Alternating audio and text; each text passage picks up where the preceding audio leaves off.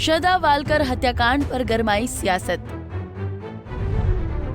श्रद्धा हत्याकांड है दुर्घटना, एक कौम को टारगेट बनाकर की जा रही है राजनीति।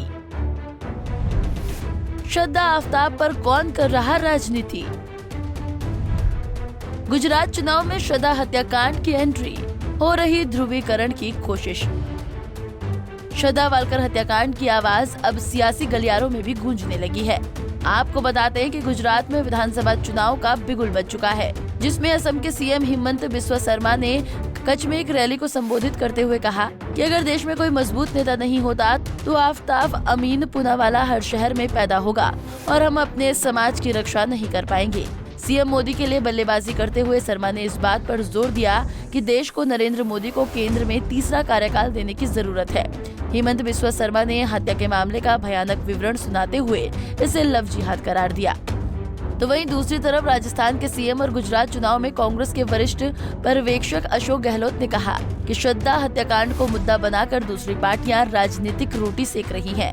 हत्याकांड को दुर्घटना बताते हुए गहलोत ने कहा कि इस मुद्दे को नाम दे दिया गया है, जुमले कस दिए गए हैं। ये सब राजनीति करने के लिए, एक धर्म को टारगेट करने के लिए किया जा रहा है। एक कौम को इसलिए निशाना बनाया जा रहा है क्योंकि आजकल धर्म के नाम पर शंका पैदा करना और भीड़ जमा करना बहुत आसान हो चुका है। अशोक गहलोत ने कहा कि अंतरधार्मिक शादियां नई बात नहीं है, ऐसी शादियां सदियों में हो रही हैं, लेकिन इस बात पर राजनीति की जा रही है। तो वहीं मीडिया से बातचीत में गहलोत ने ताबड़तोड़ रैली कर रहे पीएम मोदी और गृह मंत्री अमित शाह पर भी निशाना साधा। उन्होंने कहा कि यूपी चुनाव के बाद दोनों नेताओं का गुजरात आना बढ़ गया है, क्योंकि वो जानते हैं कि आगामी विधानसभा चुनाव में बीजेपी का गुजरात से सुपड़ा साफ होने वाला है। बता दें कि महाराष्ट्र की श्रद्धा अपने प्रेमी आफ्ताब के साथ मई में दिल्ली रहने आई थी। मई में दोनों ने दिल्ली के मेहरौली में किराए के कमरे पर एक फ्लैट लिया था। 18 मई को दोनों के बीच झगड़ा हुआ, जिसके बाद आफ्ताब ने श्रद्धा का गला दबाकर हत्या कर दी। आफ्ताब यही नहीं रुका, उसने इंसानियत की सारी हद पार कर दी। उसने श्रद्धा के शव के 35 टुकड़े किए और उसके चेहरे को केमिकल से जलाया। अगले दिन आफ्ताब ने फ्रिज खरीदा, फ्रिज में शव के टुकड़ों को रखा।